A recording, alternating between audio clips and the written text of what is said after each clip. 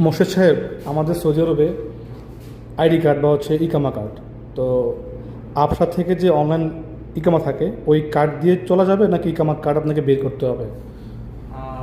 সব সময় তো আপনার যে ডিজিটাল কপিটা আছে আপনার আমরা যে অ্যাপসের থেকে যে স্ক্রিনশট নিয়ে যেটা ইউজ করি এটা সব জায়গাতে অ্যালাউ করে না।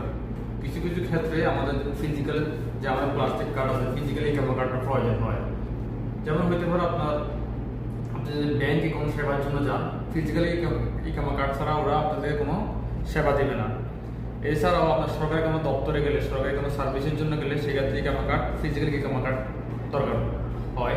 সরকারি কোনো বাহিনীতে যারা ফুড ডেলিভারি কাজ করে বেসিক্যালি তারা বিভিন্ন জায়গায় ফুড নিয়ে যায় সেই ক্ষেত্রে হ্যাঁ, যে তারা খাবার নিয়ে যায় আর কি। সেক্ষেত্রে যদি খুব সরকারি কোনো বাহিনীর ক্যাম্পে আপনার যান সেক্ষেত্রে এখানে প্রবেশের জন্য আপনার ফিজিক্যালি ইকামা কার্ড। হ্যাঁ, এটা আমি দেখছি যে যদি কোনো ক্যাম্পে কোনো ফুডের অর্ডার থাকে তাহলে সেই ক্যাম্পে যাওয়ার জন্য গেটের মধ্যে হচ্ছে ইকামা কার্ড জমা দেওয়া লাগে, এছাড়া আপনাকে এন্ট্রি করতে দিবে না। হ্যাঁ, এছাড়াও পুলিশ যখন অনেক সময় চেক করে পুলিশ ধরে সব পুলিশ ইকামা ডিজিটাল কপিটা অ্যালাউ করে না, ওরা ফিজিক্যাল কপিটাই চায়।